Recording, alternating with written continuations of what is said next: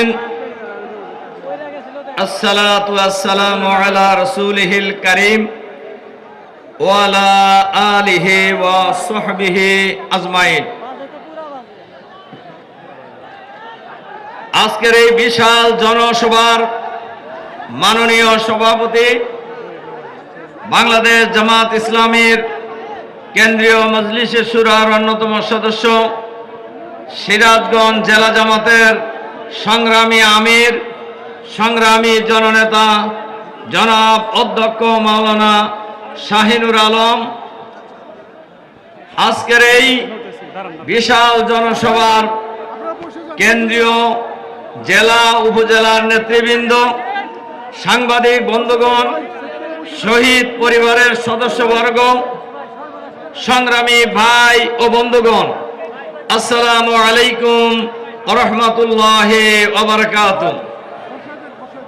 আপনারা কেমন আছেন সবাই? আলহামদুলিল্লাহ। সংগ্রামী ভাই এবং বন্ধুগণ,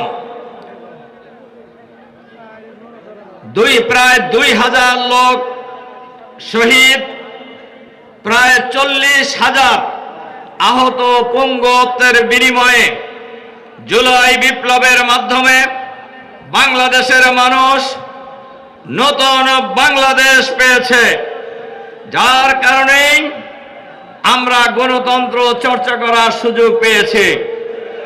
আর এর ফলশ্রুতিতেই আজকে আমাদের এই বিশাল জনসভা। আমরা দীর্ঘ 16 বছর বাংলাদেশে এইরকম কোন জনসভা করতে পারি নাই। সিরাজগঞ্জ তো প্রশ্নই আসে না। আর বাংলাদেশের মানুষ দীর্ঘদিন ভোটাধিকার প্রয়োগ করার সুযোগ পায়নি।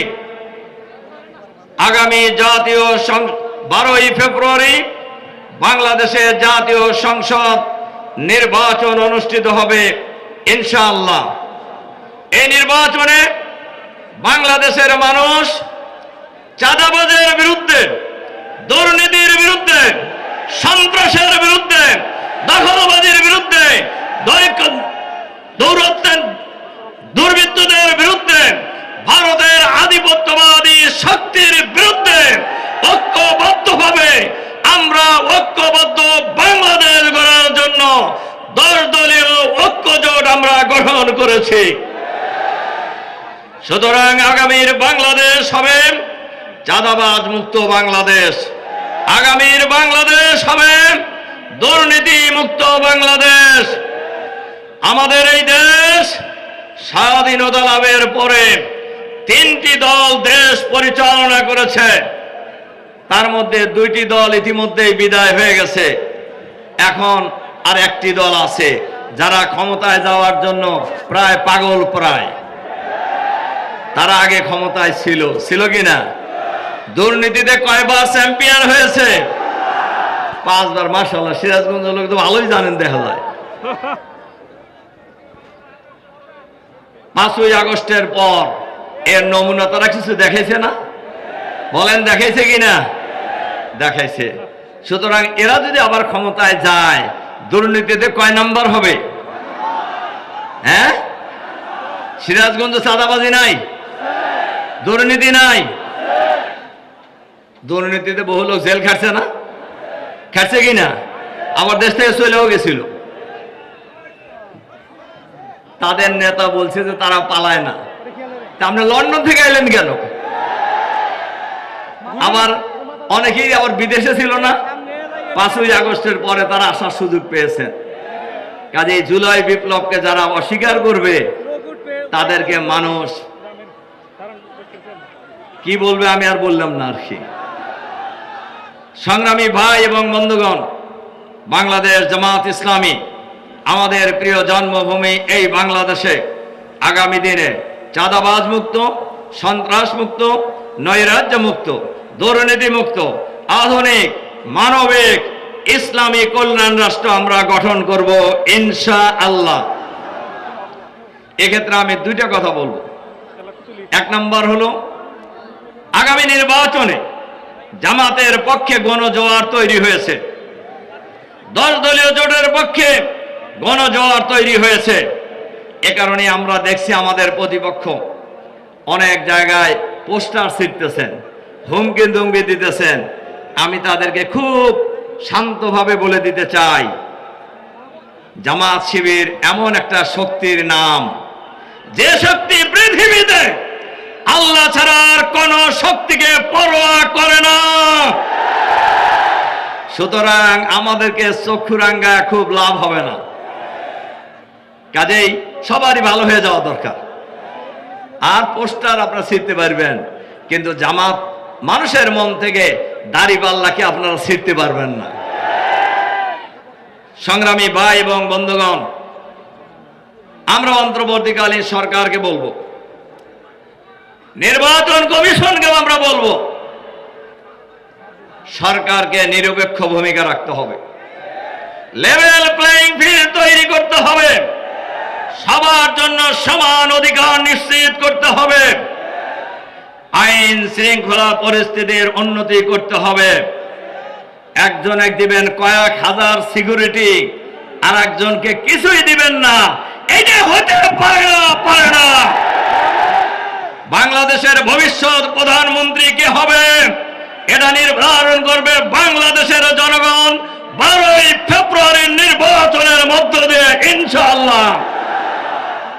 আমরা আগেও বলেছি, আগামী দিনের ভাবি প্রধানমন্ত্রী আজকে একটু পরে এখানে বক্তব্য রাখবেন ইনশাআল্লাহ। কিন্তু আমরা তো এটা দাবি করিয়া আমরা আর্মি চাইতেছি না, বিডিআর চাইতেছি না, পুলিশ চাইতেছি না, র্যাব চাইতেছি না। সরকারকে আমরা বলবো, আমরা প্রধান উপদেষ্টার সাথে মিটিং এর সময় বলেছি, সরকারকে নিরপেক্ষ থাকতে হবে। সরকার যদি কোন দলের পকেটে যায়, বাংলাদেশের জনগণ ফ্যাসিবাদকে যেভাবে মুক্ত করেছে, এই সকল সরকারের বিরুদ্ধেও বাংলাদেশের মানুষ ঐক্যবদ্ধ প্রতিরোধ গড়ে তুলবে ইনশাআল্লাহ। প্রশাসনকেও আমরা বলবো, আপনারা নিরপেক্ষ থাকেন। আমরা কোনো এক্সট্রা ফ্যাসিলিটি চাই না। আচরণী বিধির ব্যাপারে, আইন শৃঙ্খলার ব্যাপারে সব বিষয়ে আপনারা নিরপেক্ষ থাকবেন। আমরা অনেক জায়গায় শুনতে পাচ্ছি আওয়ামী স্টাইলে নির্বাচন করার স্বপ্ন কেউ দেখছে। আমরা পরিষ্কারভাবে বলতে চাই, বাংলাদেশের জনগণ আওয়ামী স্টাইলের কোন নির্বাচন আর বাংলাদেশের মাটিতে হইতে দেবে না ইনশাআল্লাহ। সংগ্রামী ভাই এবং বন্ধুগণ, জামাত ইসলামী যদি সরকার গঠনের সুযোগ পায়, আমাদের নেতা ডাক্তার শফিকুর রহমান বলেছেন আমাদের ইস্তেহারও সামনে থাকবে। আমরা 60 বছরের ঊর্ধ্বে যত মানুষ আছে এবং 1 থেকে 5 বছরের যত শিশু আছে, সবার আমরা বিনামূল্যে চিকিৎসা প্রদান করার ব্যবস্থা করা হবে ইনশাআল্লাহ। সংগ্রামী ভাই এবং বন্ধুগণ, নির্বাচন কমিশনকে আমরা বলবো, আপনারা নির্বাচনের আচরণ বিধিতে বলেছেন নির্বাচনকালীন সময়ে কোনো অনুদান দেওয়া যাবে না, কোনো ওয়াদা করা যাবে না। আপনাদের ঢাকায় করাইল বস্তিতে বস্তিবাসীদের জন্য বিল্ডিং বানায় দেওয়ার, ফ্ল্যাট দেওয়ার ঘোষণা কারা দিয়েছে? এটাকে আচরণ বিধির লঙ্ঘন নয়? ফ্যামিলি কার্ড, কৃষি কার্ড, অমুক কার্ড, তমুক কার্ড মেলা দেওয়ার ওয়াদা করতেছে, এটা কি আচরণ বিধির লঙ্ঘন নয়? দেখেন, একটা কথা বলি, আমার কথা শেষ করবো। এক সরকার বলছিল 10 টাকা কেজি চাল খাওয়াইব। আপনারা খাইছেন নাকি? আগে খাইছেন? এরকম ওয়াদা মেলা দেয়। আপনারাও ক্ষমতা আগে ছিলেন না? কি দিছেন তা বাংলাদেশের মানুষ জানে, ওইটা আর বলতে চাই না। খাম্বা খুম্বা মেলা কিছু দিছেন। কাজেই আমরা দল মত জাতি বর্ণ ধর্ম নির্বিশেষে আমরা সবাই মিলে ঐক্যবদ্ধ বাংলাদেশ গড়ব ইনশাআল্লাহ। যে বাংলাদেশে কোনো চাঁদাবাজি থাকবে না, দুর্নীতি থাকবে না, হয়রানি থাকবে না, সন্ত্রাস থাকবে না, খুনাখুনি থাকবে না, বৈষম্য থাকবে না। এই বাংলাদেশ হবে সাম্যের বাংলাদেশ, ইনসাফের বাংলাদেশ, দাড়িপাল্লার বাংলাদেশ, ইসলামের বাংলাদেশ। এই বাংলাদেশ হবে আল্লাহর আইন এবং সৎলোকের শাসনের বাংলাদেশ ইনশাআল্লাহ। সেই প্রত্যয় ব্যক্ত করে আপনাদের প্রতি আবারও আন্তরিক সালাম মোবারকবাদ জানিয়ে আমার বক্তব্য এখানে শেষ করছি। আল্লাহ হাফেজ। বাংলাদেশ জিন্দাবাদ।